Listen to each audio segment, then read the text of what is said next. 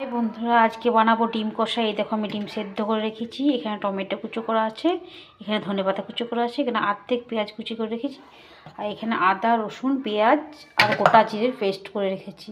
চলুন রান্নাটা কীভাবে করে দেখাই। এই দেখুন কড়াইয়ে তেল বসিয়ে দিয়েছি, তেল গরম হয়ে গেছে। এবার আমি ডিমটা নুন হলুদ মেখে নেব। ডিমটা আমি নুন হলুদ লঙ্কা গুঁড়ো মেখে রেখেছি, ডিমটার মধ্যে আমি কাট করে রেখেছি, এই দেখো কেটে রেখেছি। তেল গরম হয়ে গেছে, আমি ডিমটা ছেড়ে দেবো।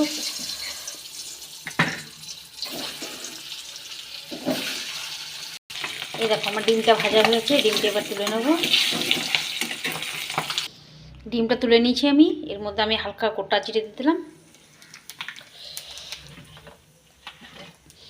একটু পেঁয়াজ কুচি করে যেটা কুচি রেখে রেখেছিলাম ওটা দিয়ে দিলাম।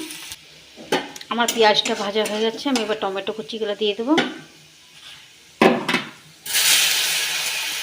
আমি টমেটো কুচিগুলো দিয়ে দিয়েছি, আমি নুনটা দিয়ে দেবো, টমেটোটা নরম হয়ে যাবে নুন দিয়ে দিলে।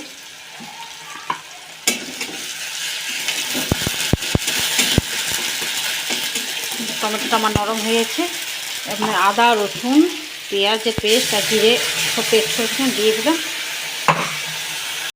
আমি মশলাটা দিয়ে দিচ্ছি, ভালোভাবে কষিয়ে নেবো আমি একটু।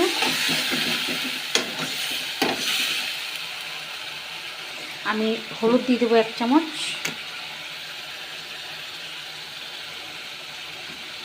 লঙ্কা গুঁড়ো দিয়ে দেবো আমি 1 চামচ, ঝাল আন্দাজ মতন যে যেরকম ঝাল পছন্দ করেন। মশলাটা আমি আরও ভালো মিশিয়ে নেবো একবার।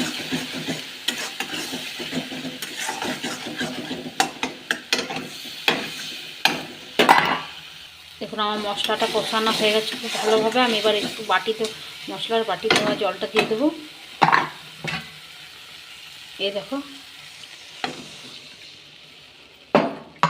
একটু ফুটতে দেবো।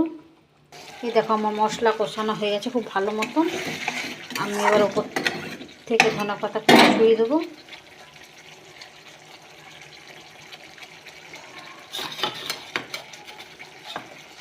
আর ডিমটা দিয়ে দেবো।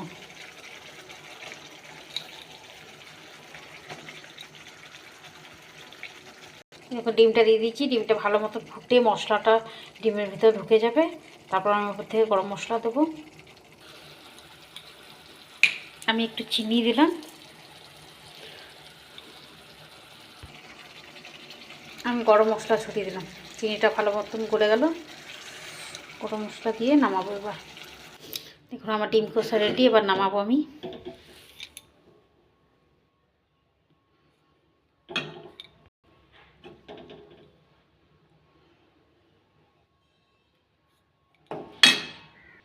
এই দেখো ডিম কষা আমার রেডি, খুব সহজেই বানিয়ে নিলাম।